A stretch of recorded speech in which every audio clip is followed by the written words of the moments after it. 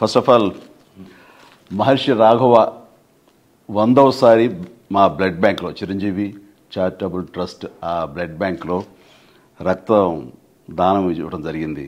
అంటే ఇంతవరకు 50 సార్లు ఇచ్చిన వాళ్ళు 60 సార్లు ఇచ్చిన వాళ్ళు ఉన్నారు, కానీ ఒక వ్యక్తి 100 సార్లు రక్తదానం ఇవ్వటం అనేది ఇదే ప్రథమం. ఇలాంటి సందర్భంగా మా మహర్షి రాఘవని మనస్ఫూర్తిగా మా ఇంటికి ఆహ్వానించి నేను అభినందించడం నాకు ఎంతో సంతోషం కలిగిస్తుంది. సో నిజంగా చాలా great Raghava.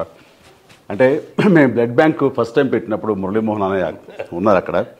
First blood donate చేసింది అన్నయ్య, ఆ తర్వాత అదే రోజున మీరు ఇవ్వడం జరిగింది. అప్పటి నుంచి ఈ రోజు వరకు కూడా క్రమం తప్పకుండా మీరు 100 సార్లు ఇవ్వటం అనేది ఆషామాషి విషయం కాదు. ఈ గెస్చర్ ఇది ఎంతోమందికి ఇన్స్పిరేషన్గా ఉండాలి, మరి ఎంతోమంది మోటివేట్ అవ్వాలి. అండ్ ఈ రోజున రక్తం కాపాడబడి ప్రాణాలు నిలబెట్టుకునే వాళ్ళు ఎంతోమంది ఉన్నారు. ఇలాంటి దాతలు ఇవ్వటం వల్లనే అది సాధ్యమైంది. Very happy. రైట్.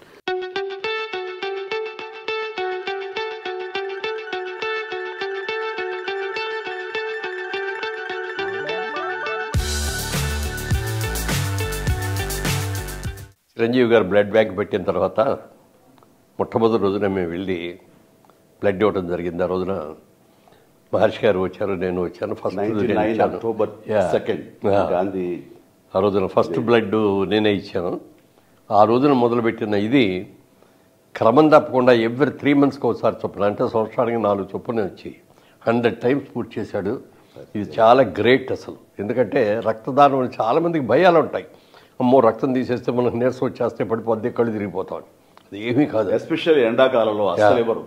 ఇది ఆల్మోస్ట్ ఏప్రిల్ అండ్ ఇంత హాట్ సమ్మర్లో తను ఇచ్చాడంటే అదన్నీ కూడా మూఢనమ్మకాలు అని మరొకసారి నిరూపించాడు.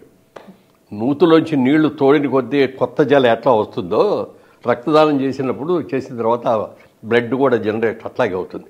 అందుకని ఎవ్వరూ కూడా భయపడక్కర్లేదు. శుభ్రంగా యంగ్గా ఉన్నవాళ్ళు, ధైర్యంగా ఉన్నవాళ్ళు, గట్టిగా ఉన్నవాళ్ళు రక్తదానం చేస్తే 10 మందికి ప్రాణాలు కాపాడే వాళ్ళు అవుతాం. అది మాత్రం గుర్తుపెట్టుకోండి అందరూ. Thank you.